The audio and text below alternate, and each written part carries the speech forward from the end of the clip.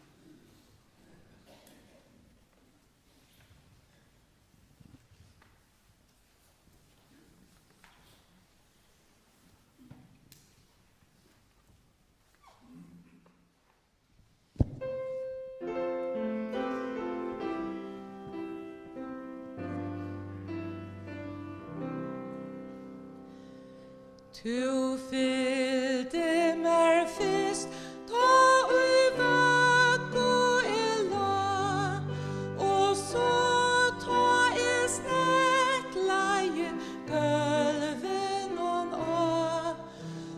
så ta omma med toga så knä, og lærte meg her fyrst og bøn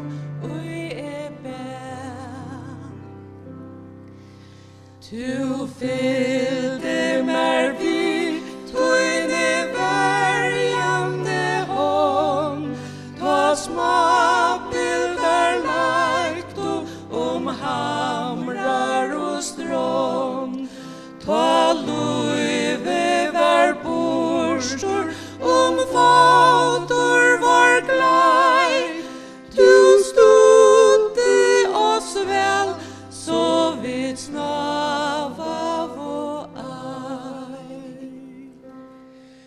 Tu fyllde mer tjöknon mot lustfruska var, vi fröje og strev for og unglinga år, tuin ande, tuin karlaike var det som at aldri viltes av frelsunnar veg. Tu fyllde mer vel, mina restas du tur, lagnan var hør, etla leien var blod, nei etla sorg, at hjarta mer teg, ta lynna og trøst, alt du tjater feg. Tu fylgjer mer full, vel og etlene nu, og bytjer fra jør mot det himle mer bru, lier og limer mer vikna kvann det, narskjes der god mun og salen kjers gled. Tu fylgja mer vilt, ta slakna skell, tu gaust mer tøyt lyfte, ta styrstjer med vel. Ja, åren spurte, du gaust hetta svær, vir tryggur vera, skal verja tja ter. Vi loven og her, du med trofast til tur, nejan og vere bjargaren tur, så trøstar og gnager, du går til mun ram, og færger der vere, lovpris og at tøk.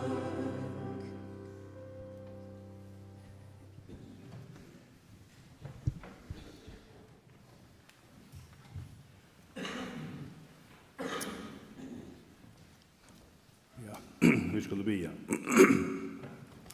Herre, takk for at vi kunne komme til tøyen vi ødlom. Øysene og særlig en løte som hesa, tar vi trøndja til tøyna trøst og styrke og tøyen fri. Herre, vi særlig tja lydio, Rutt og Eivind og tørra familjen, og annars ødlom som stod i jekvann i hans Paulan Vi ber om at du skal være vi i hesa løte, og at du skal signa på en anstekan, og at du skal letja tøyna sterske armar om okkur öll, og vi skulle kjenna hitan av tøynun armon hesa løte. Vi ber øyne for tøyene som kommer, at du framhaldende skal være nær, at du skal stilla allan sakten og fylla öll tomrum og i alt du koma tar vi det var mist. Herre, hjelp okken øyne gjøre til ståren enn sluka løte og gjøre til og dord. Amen. Jekvann Sundstein, Mambodje, han var sånner Johanna Malena Adol og Hans Sundstein. Han var eldster, og han har 5 systrar. Margreta, Agnes, Elisabeth, Hanna, mamma, og Marion. Mamma og Marion er farnar. Margreta bor i Danmark og får ikke være vidt til affærene, men Agnes og Elisabeth er her. Han giftest ved Lydia Marstein i 1986, og de finner bøttene Hans Paula, Ruth og Eivind. Og så igjen har begge Ruth og Eivind finner familie. Her er begge bøtten og bøttene. De er alle øysene her. Øysene Daniel og Nikolai, og vi miste pappa så inn i Søsteviko, og tog skulle nyratter til gjæraferna, så honom torsdag.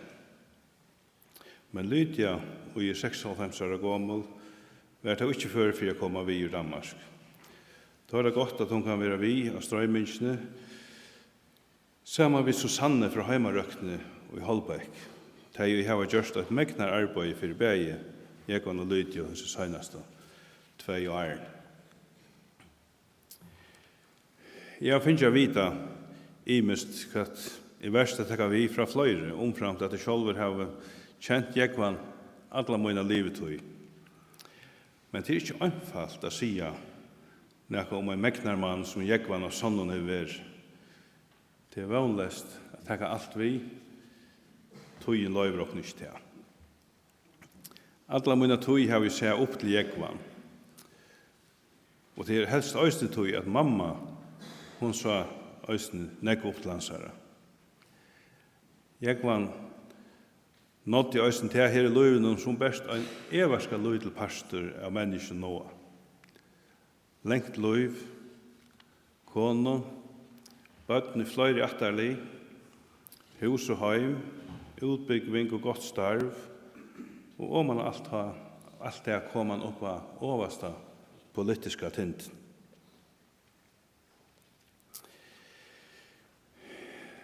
Det var pappa som skulle halda talen i det, som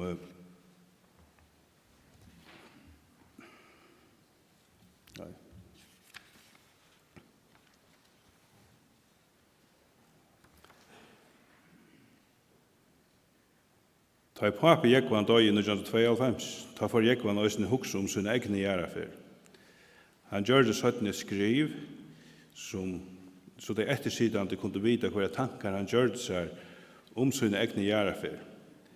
Her har jeg mitt annet skriva hva sanger det kunne velge mittelen, og øyne hva skulle tåsa. Og han yngste at Roland til Skårene og Olaf Olsen, altså pappa, skulle si syndre parst. Men dette er jo langt og lengt siden, og menn kan brøydast. Roland kommer så å si nekka søttene, men pappa hattet seg ikke at tale det, tog jeg at jeg høyta med om å gjøre det steg. Og jeg må si at jeg understiver at jeg viser meg så stor og arbeid til å gjøre det. Som sagt, så skulle pappa halda talene, og han har i mitt annet sagt at Jekvann og han arbeidet svære vel sammen i politikken, tar seg ut sammen og løgtingen i 14 år. Jeg sa, etter 2 år skal jeg være pappa 2 landstyrsmauer, og Jekvann var løgtingsformauer 4 og løgmauer 17 fyr. Jekvann sier at hun domte vel at være i politikken, og pappa heldur at han var så særlig vel egnet til det. Det at det var svotter, gjør det at det kjentes vel, men det gjør det også til at Jekvann var avgjekninger av å være granskåre i felaun her pappa var innblandaur. Men det får jeg jo ikke at nøyta Jekvann som rådgjeva. Øysni og i vinneligen høp. Og han var hotler i rav.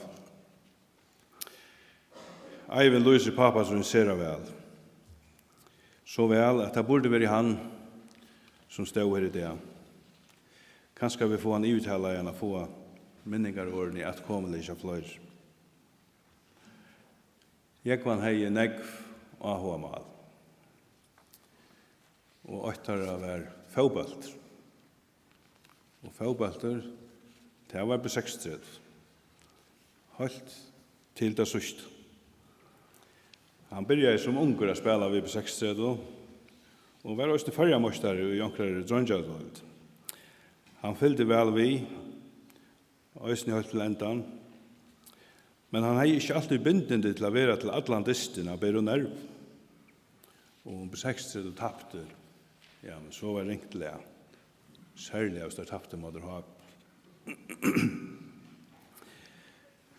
Han hadde flere A-lister, og også innenfor fotball. Han var med landet i Downs-nevntene til FSF i flere år.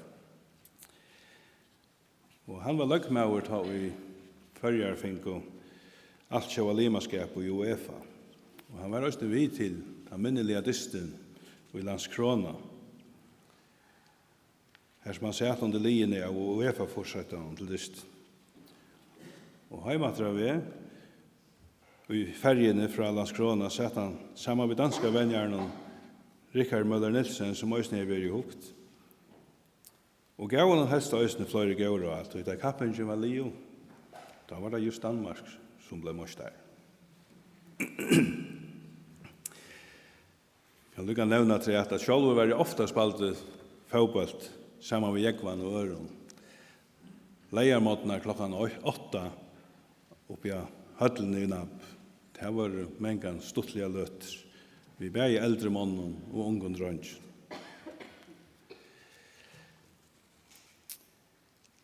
Jekvann fjør etter låtjer i alpreg og i lære i sjønbakkan. Og det var ganske ikke helt tilvilt. Det var bansjen som Abbi Hansara, Jakob Stein, var vitla stående. Og familjen de kallar og sjønbanken for Abbasa bank. Jekvann var gauur ved farjar. Ongen ivast ui at Jekvann var for fralt som farjon, og til nok ongen ui hever vi til at tidsi så nekst i av Kjolbjergens løy som just Jekvann. Hans diplomatiske dikter har vært sera asynligar. Øysen til at han var semismæver i en 12 år, men øysen i mongon politiske avsemjen fikk han mengan parstanar til satter. Og som kanskje det fakste vita, det er at Jekvann var valgt inn i Bøyra i havn. Det er så lenge siden, det er ikke alt Arjen Heien var kommet på i kommunalpolitikk. Det var i desember i 1938, men karrieren var stått, rettelig stått. Best nekla få er det er til. Det er fointellingen var li og ta PTC-affæren framom. 17 kom han så 2 år 17 inn i Løgtinget, og jeg halte at hun domte det bedre. Jekvann og Lydia nådde nesten 8 åren i Kjonalei. Som nevnt så giftes de i 6 år, og det var i Klaksvik. Men de bosettes i Søborg, og bo her med igjen alle bøttene kom. Men øyne for Jekvann har vært i fargen i arbeidsøren, da fortalte han Lydia at han har kjøpt hus i havn. Han var stundom spontan og glemte å spørre år. Men her trives det vel. Først her nere i Kardemommebøynen, og så gjerne langer opp i Skatsen. Og et sera godt grannallega vi negvombøtten. Rutt minnes pappa sin alltid at han har haft sera stauran ahoa og omsorgan for familiene. Begge bøttenen og bøttenabøttenen. Og han gleddes alltid til at han kom og at sti vujere og i løyvnen. hver av sin hatt, og han domte jeg være vi, da jeg også hendt. Og til at jeg flottet til Danmark, at han av bøttene og badnabøttene, etter låtje arbeidsliv, til at tala så tydelige mål om kærløyga til familiene.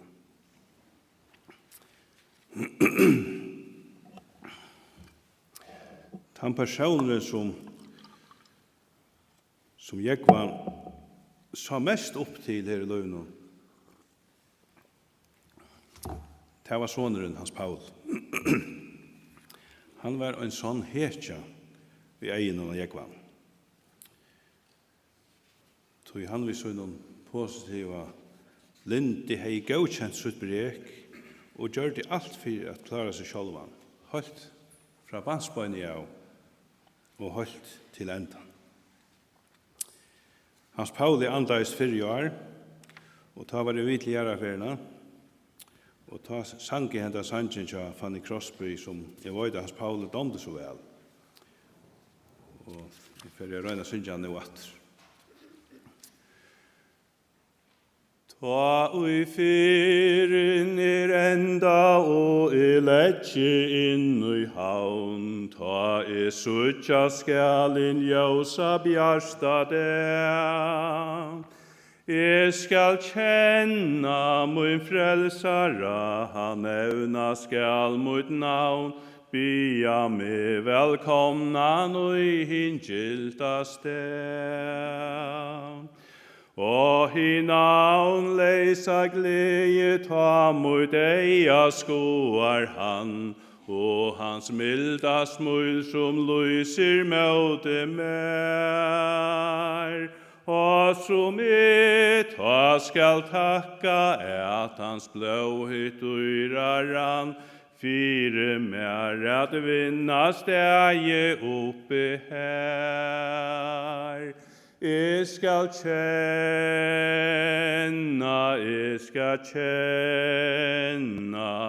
han ta løystur stande honom tja. Jeg skal kjenna,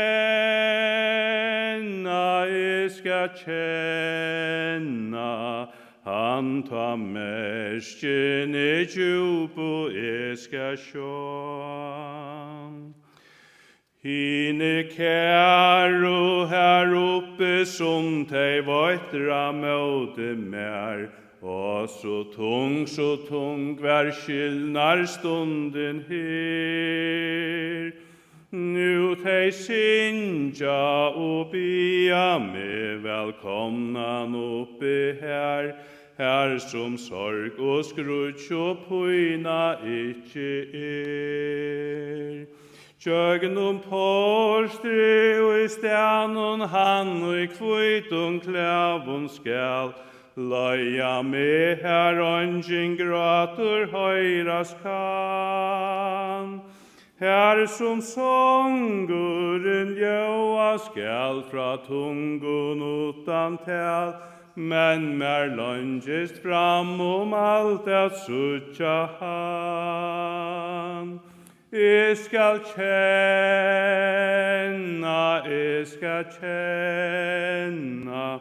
han ta løystur stande honom tja. Jeg skal kjenna,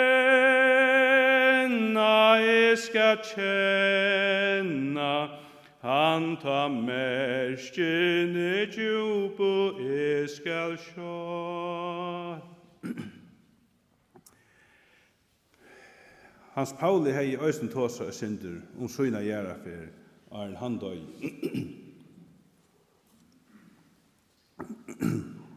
Han yngste at lyk brennast og at urnan skulle gjerast i grøvene tja foreldrene. Han glömde best å hugsa den møveløyga at han kunde færa fyrr enn tei. Men tei hava gømt urnina inntil hans ikke kunde etterløygast. Og nu er det gjørst. Jeg helt sjálfur at det tyktest synder endalest har vi stått utanfor Betania Kirkesenter i Blåhøy, og bileren fører stav i kistene, og alt stod etter hukte inntil bilen før suin. Glad for at vi nå kunne fylle honom den sørste tøynen og knyta disse sløyfene endelig atter, velvidende at Hans Pauli ikke her.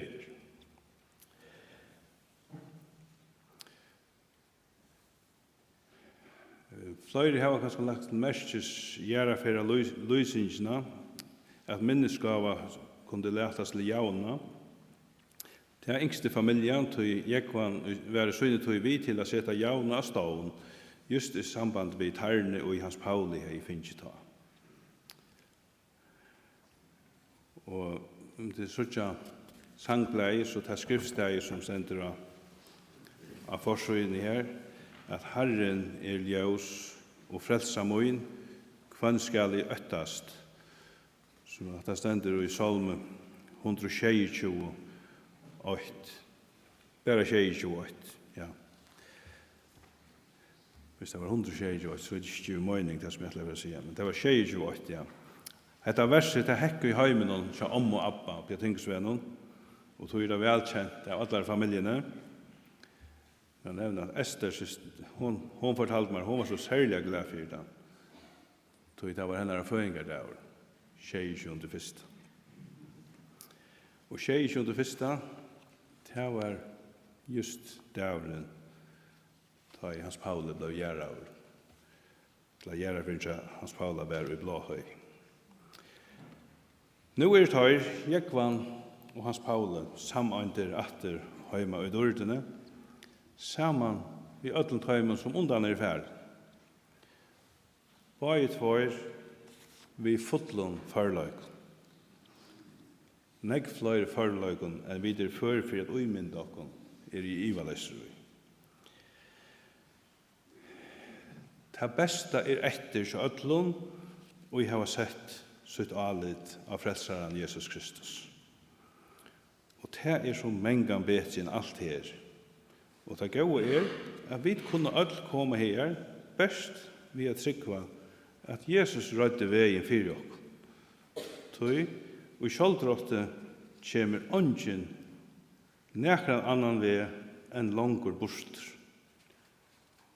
Men ved Jesus her er Jekvan og Hans Pauli nå kommer. Tøy, tøy hadde sett sitt alit av frelsaren. Vi hesten åren innskje at Louisa fri over okkara fyrverande lagmann, Jekvan Sundstein, og son hans herra, Hans Paul. Takk fyrir. Så igjen hører vi da Sintja elskavur til endan, og at han kommer Roland til vår.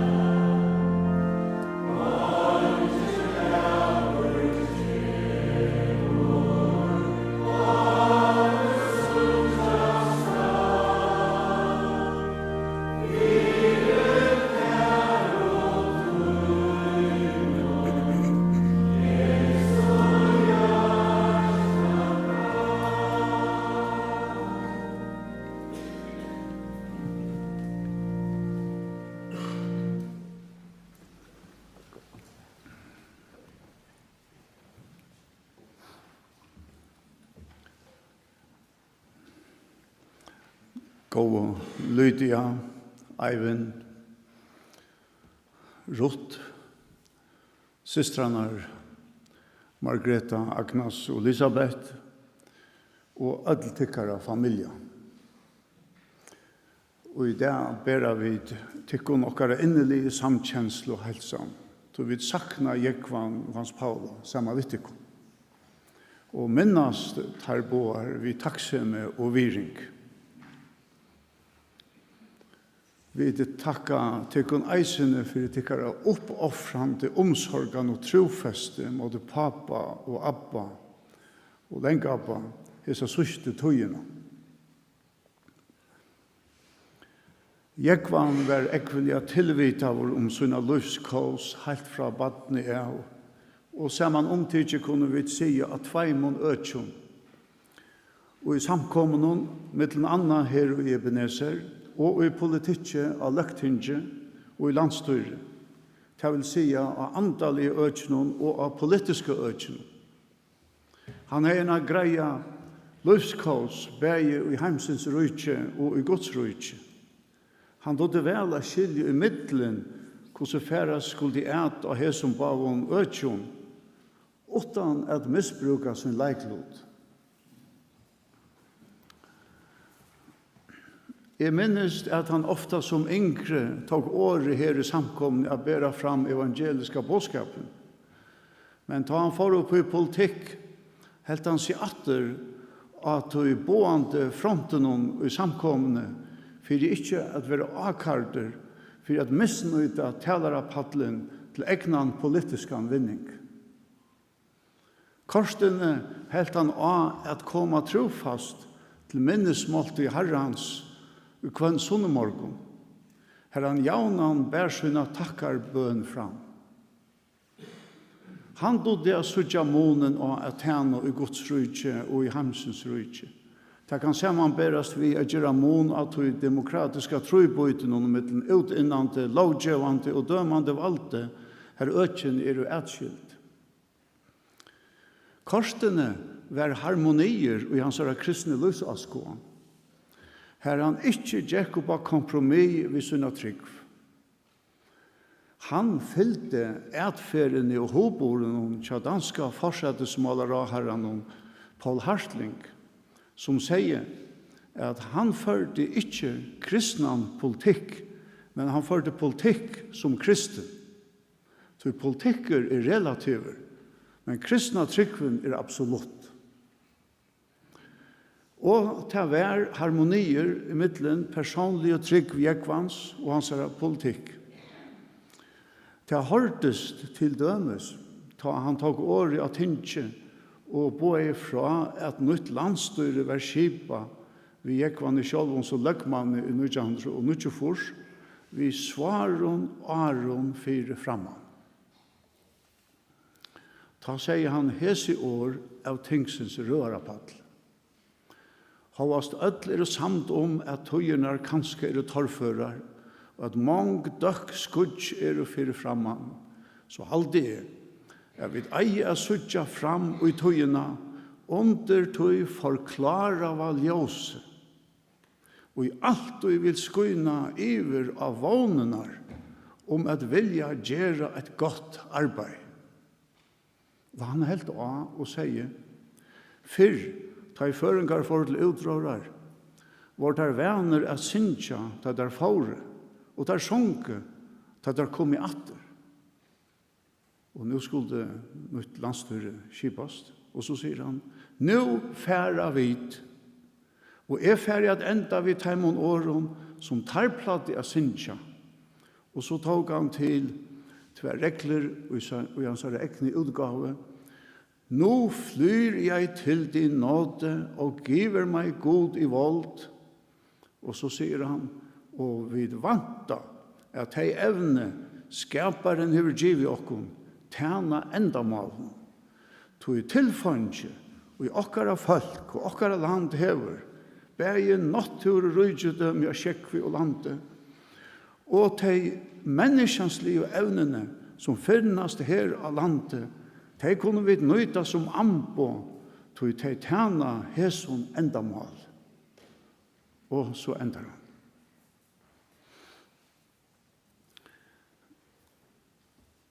Jeg minnes da jeg kom i heime tja foreldren Jekvans, Hans og Hanne Sundstein av Tingesvennen. Her stod en stor globus, ikke av gjerarknøttene, men av himmelkvolvene, at lære seg at sitte kås etter stjøtnene. Jekvan fikk negas herligt i arv, begge i mor og feirat, begge sosialt og andalige, og Jekvan sjálfur hei en avgjørda andalige og sosiala kås. Hans, papen, var sjåmannsskolelærer, og lærte navigatørene å sette kås. Han var en av dem fave som er silt sår om Afrika, sår om gåvånar hødda. Vi seklom, utan motor. Og under krøynen råkna han streim og kyrrende ut for alt året til føreska almanakkan, utan som vanligt var at be dæner om hjelp til alt samband var kvett vid Danmark. Han gjør det eisne sjálfur pråtøke oppgaver under krøynen til ikke fekst ur Danmark.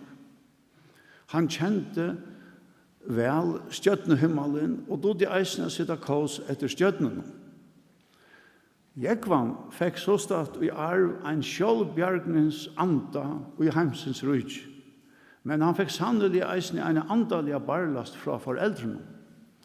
Tog sette han eisne kås etter stjøtnene som lyste voismannen til kongen og i kroppene og av krossen.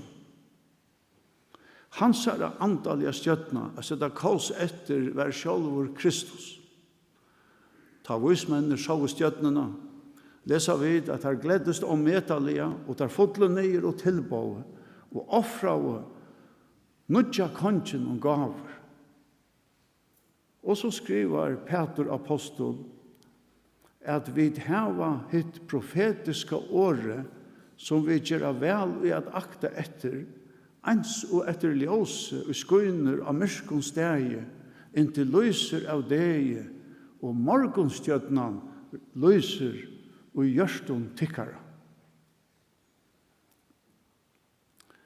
Ta vid i samkomne hødde lestrarbølkar fyrir ungon lesande, beie han av og av greina omkran bibelskan tekst, som hei vi samfellagsvirskifte a gjerra.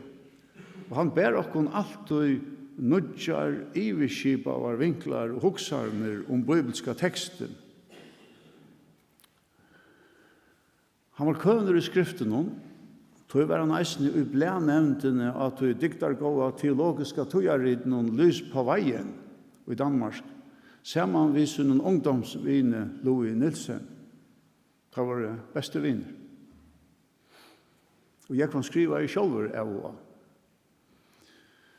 Jeg kan være framsutjen, så eisne hver avgjerer kravdost for å brøyta fortreitene for framstig i fyrjon. Tøy var han eisne tann som ikkje fyrnaist a flyta gommel og tøyar høskande mørsk, bei politisk personlige og i familjene. Ein slike personer kommer eisne at oppleva slø og motbor i løyvene.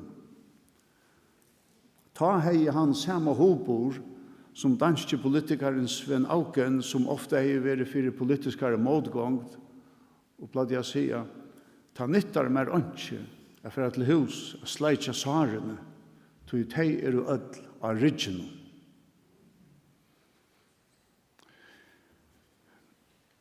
Vi opplevde Jekvan som fødda en optimist.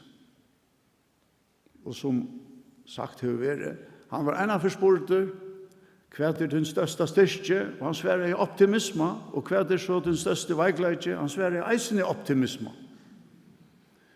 Vi kunne kanskje bedre skilje hans fætan av optimisme, da han i nevnte tale sier. Og jeg vil ønske at kommande 4 årene, som nå er å fyre framman, for å vise at det blir til at arbeide sammen i føreskom politikk. Først og fremst innanfor det samgånget vi tar skipa, men eisene, og så kommer hans særlige vimersing, og det hever ikke minst av tøytningen. Vi tar anstøve som at hinge, såleis at vi kunne vise at vi virka for en felags endamale, okkara landet er frem. Jeg vann hei ratt. Til hese år kom at lysa optimisme, bæge som styrke og veiklag. Tøy var jekvann optimister og realister i senn. Jekvann var realistiskur, eimjukur og tilvitavur hvordan torførst han mengan at være menneska vi så sterskare optimisme som honom var i holde bor. Av sterske optimismen og godstrunne var han mengan boren og jøgnen realismenar høre krøv. Godstrykven og sær sjálvare bæge realistisk og optimistisk. Hon vinner enta av ötlund dæburskikne, meiningsløs og vanløs. Tøy skriver Peter Apostol, mitt i svaren for viljengon, lova vår være god og feir Herre okkara Jesu Krist, som etter store miskunnsyn hever endurfødt okkur til livande vogn, vi oppreisne Jesu Krist fra hinnom deg. Hin livande vognen gav jekvanne en optimisme som omgang til gjørde han til skammar. Oppreisen Kristusar hever sett punktum fyrir til evige pessimismen og Jesu heim. Og i sambandet vi at vi det eisene minnast Hans Paula. Vi ville feien nevna hva han skriva i gestabojtsina ena for han vidja jokk. Det var i august 2013. Elsa kona min spurte om han ville skriva i gestabojtsina. Han svarer så verer til vi tøyskrift og ta imon bøkstøvum dodde Aren blei blindur. Da var han 6 år gammal. Da vi settni om dagen hugt og hva han hei skriva vi synne skrift som baden, låse vid hese 4 årene. Herren styrke moin. Det kjentes som en djup prædika vi 4 åren som lyste til løyv fra 6 år aldre. Han hei finnet styrke at liva. Vi trunne av hin levande god, hovast han vær så kjærter. Hans Paule tog pedagogikum, namsfrøye pregg, og i telt for blind, og ei skai for blind, og helst hei han skai for læraren, tjatam om blind. Og vi sønne telte, sønne lese og tale telte, rett lese han avsøvende som papi hans hei skriva, og som en fast kjeps.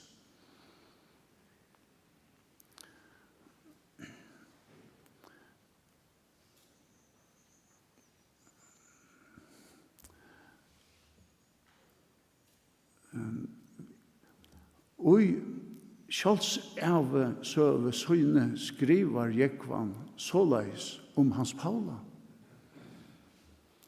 Men framvegis tan der og der stand de undrande iver slukt livsmåt og slukan livskvalitet samanbundet vi feitara egenleik og godstrygg som Hans Paule visste fra byrjan av og hever åpenbæra lykka til henda det nu han færen om til 50. En veldig vittnesbord.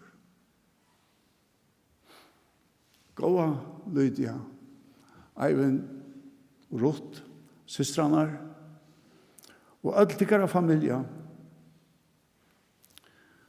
Pape, Abbe og leng Abbe tykkara sette kaos etter andalige stjøtnene. Og etter stjøtnene Kristus, som skein som morgonstjøtnen og hjertehansar. Gøymene og minnene og tykkara gjørst.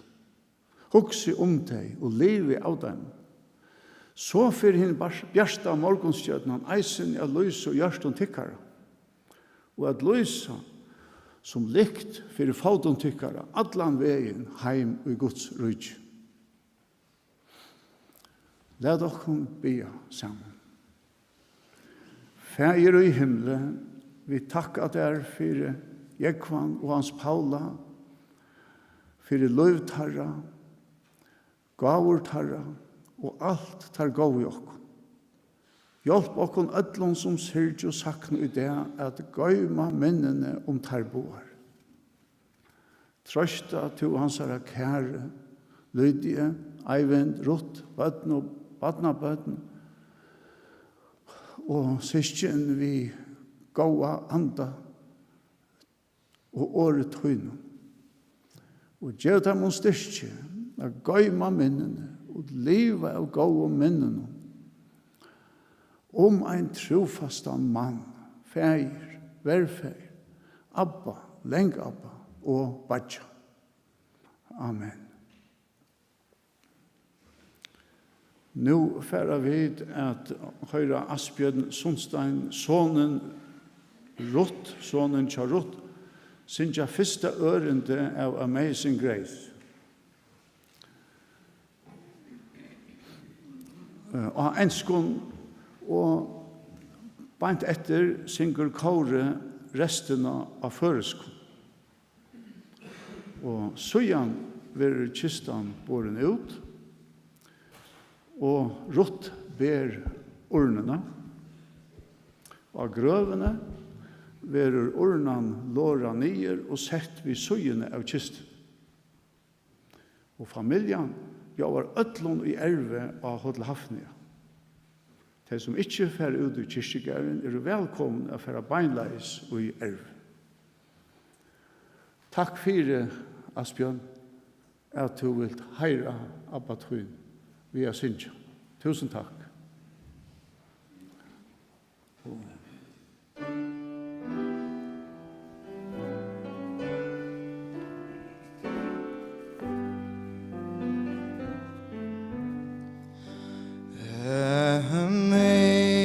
Amazing grace, how sweet this sound that saves a wretch like me.